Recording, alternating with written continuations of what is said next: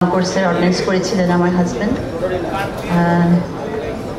আমি সবার আগে আলহামদুলিল্লাহ বলছি, জাতীয় শহীদ সেনা দিবস হয়েছে, ঘোষণা হয়েছে, আলহামদুলিল্লাহ আমরা এটা জানতে পেরেছি। কিছুটা কষ্ট হলেও আমাদের কমেছে। 2009 সালে 2008-এ আমার হাজব্যান্ড নভেম্বরে পোস্টিং হয়েছিল রাজেন্দ্রপুর অর্ডিন্যান্স সেন্টার স্কুল থেকে বিডিআরে। আমি আরও কিছুদিন পরে এসেছিলাম, উনি এসে জয়েন করেছেন অ্যাডোস পিলখানা হেডকোয়ার্টারে অ্যাডোস হিসাবে। আমি আসার পরে আমি মেসেই ছিলাম। 2009 সালে সকালবেলা যে ঘটনাটা ঘটেছিল সেই ঘটনা আমি এখনো ভুলতে পারিনি। আমার দুইটা সন্তান ছিল ছোট ছোট, একজন 10 বছর, একজন 6 বছর। আমি কিছু শেয়ার করতে চাচ্ছি যে আমার কষ্টটা, আমার সেই বিভীষিকাময় যে পরিবেশটা ছিল তখন, কি পিশাচ ছিল ওরা, সেই সৈনিকরা। চিন্তাই করতে পারিনি যে আমরা একটা আর্মি অফিসারের লেডি এখানে আসছি, আমাদেরকে গালিগালাজ করে আমাদেরকে ধরে নিয়ে গেল কোয়ার্টার গার্ডে। এখানে দেখে অনেক ভাবিরা আছেন, ভাইরা আছেন, অনেকেই আছেন ওখানে, ভাইয়ের মারা আছেন। আবার বাচ্চারা ভয় বললো, আম্মু এখানে আমরা কেন আসছি, কেন নিয়ে আসছি? আমি শুধু বললাম, বাবা আমরা জানি না, কিছুই বুঝতে পারছি না। আমার হাজবেন্ডের সাথেও আমি যোগাযোগ করতে পারছিলাম না, ফোন নিয়ে নিয়েছিল। অকথ্য ভাষায় গালিগালাজ। আমার ছেলেটার শার্ট খুলে, ছোট ছেলেটা সন্ধ্যের সময় শার্ট খুলে রেখে বাইরে দাঁড়া করে রেখেছে, 6 বছরের একটা বাচ্চা।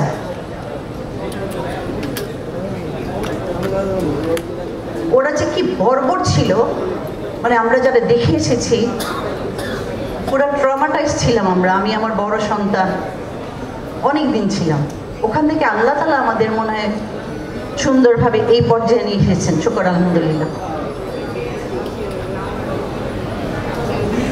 একজন সৈনিক, একজন না, অনেকেই সোলজার। জাস্ট আমি খালি তাকিয়েছিলাম যে এটা কি হচ্ছে, এখানে কি হচ্ছে। আমাকে বলল, তুই চোখ তুলে তাকাবি না, তোর চোখ কানা করে দিব, চোখ নামা। আমি কি বলবো? আমার বাচ্চারা বলছে, আম্মু এভাবে কথা বলছে কেন আঙ্কেলরা? আমি কি বলবো? কিছু বলার আমার ভাষা নেই, কিছু বুঝতেই পারছি না। অকথ্য ভাষায় গালাগালি করে যাচ্ছে, কাকে মেরেছে, কোথায় মেরেছে, সব আমাদের কানে আসছে।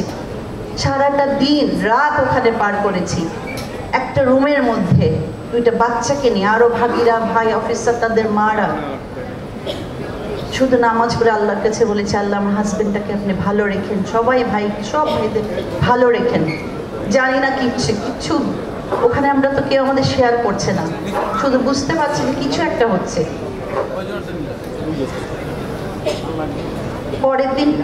পরের দিন বিকেলবেলা আমাদেরকে যে বের করা হলো, তখনও জানি না আমার হাজবেন্ড বেঁচে আছেন কিনা। আমি বের হয়ে বলছি, আমি তো মেসে যাবো আমার রুমে, নিশ্চয়ই আমার হাজবেন্ড ওখানে আছেন। সেটাও তো আর হলো না। আমি বের হয়ে আসলাম খালি পায়ে, দুইটা বাচ্চাকে নিয়ে। আমার বাচ্চা দুইটা কাপড় চোপড় সব খুলে, গেঞ্জি, গরমে সারাদিন কোয়ার্টার গার্ডে থেকে, রাত থেকে। তারপরে আমি বের হয়ে আসছি পরের দিন। শুধু বাচ্চা দুইটা মুখের দিকে তাকিয়ে ভাবলাম কি হচ্ছে, কিছু বুঝতে পারছি না। আমার বাচ্চাগুলোর কোনো খাবার ছিল না, কিচ্ছু ছিল না। যাক আলহামদুলিল্লাহ, তারপরে আল্লাহ আমাদের নিয়ে আসছেন। এতটুকু হায়াত ছিল বলে আল্লাহ আমাদের ওখান থেকে উদ্ধার করেছেন, সসম্মানে আমরা আসছি। কিন্তু এই যে কষ্টটা পরে 2 দিন পরে শুনলাম আমার হাজবেন্ড এবং আমার সব ভাইদের কষ্টের মৃত্যু, বিশ্বাসই করতে পারছিলাম না।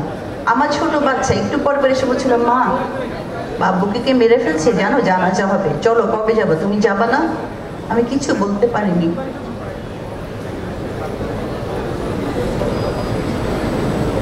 আল্লাহ তাআলা অনেক বড় আমাদের পরীক্ষা নিলেন, আলহামদুলিল্লাহ। আজকে আমার 2 ছেলে এসেছে, ছেলের বউ এসেছে, আমার দেবর এসেছে। আমার ছেলে আজকে বুয়েটের টিচারও,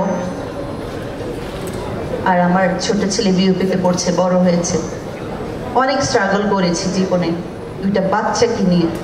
কেউ বুঝবেন না একটা হাজবেন্ড ছাড়া কত কষ্ট দুইটা বাচ্চাকে মানুষ করা। নিজে চাকরি করেছি আর পারিনি ওদের জন্য, পরে ছেড়ে দিয়েছি। শুধু ওদের মুখের দিকে তাকিয়ে ওদের সময় দিতে হবে। আজকে ওরা আল্লাহর মধ্যে অনেক বড় হয়েছে, আল্লাহ তাআলা করেছেন। আমাদের সব ভাবিদের ছেলে মেয়েগুলো অনেক বড় হয়েছে, অনেক ভালো ভালো জায়গায়, আলহামদুলিল্লাহ। আমাদের সবার জন্য আপনারা দোয়া করবেন। আমার অনেক কষ্টের কথা, অনেক কিছু বলতে গেলে অনেক বলতে হবে। এই বিভীষিকা যে দেখে আসছি, যে দৃশ্যটা আমি ওখানে দেখেছি, এটা কেউ না দেখলে আপনারা বুঝবেন না ভাই ভাবিরা। শুধু আল্লাহকে ডেকেছি আর কেঁদেছি।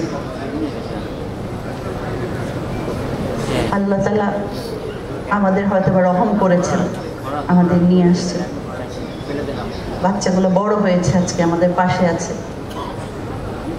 অনেক বাচ্চারা আমাদের, বিশেষ করে আমাদের লবি ভাবির ছেলে সাকিব, ও আমাদের জন্য যা করেছে, অনেক ধন্যবাদ বাবা তোমাকে। আরো বাচ্চারা যারা ছিল সবাইকে অনেক ধন্যবাদ। সেনাবাহিনীকেও ধন্যবাদ, আমাদের দুঃসময় পাশে ছিলেন আপনারা। এখন আমাদের একটাই দাবি, বিচার। আমার জীবদ্দশায় আমি বিচার দেখে যেতে চাই, আমার সন্তানেরাও দেখতে চায়। নেপথ্যে যারা ছিলেন, যারা প্রকাশ্যে ছিলেন, সবাইকে বিচারের আওতায় আনা হোক, এটাই আমার কাম্য। আমাদের সব শহীদ ফ্যামিলির ভাবিদের, সন্তানদের কাম্য। আপনারা আমাদের জন্য দোয়া করবেন, আমরা যেন সুন্দরভাবে বেঁচে থাকতে পারি। আল্লাহ তাআলা সেই রহমত করুক। অনেক ধন্যবাদ আপনাদের, ভালো থাকেন। আসসালামু আলাইকুম। Thank you.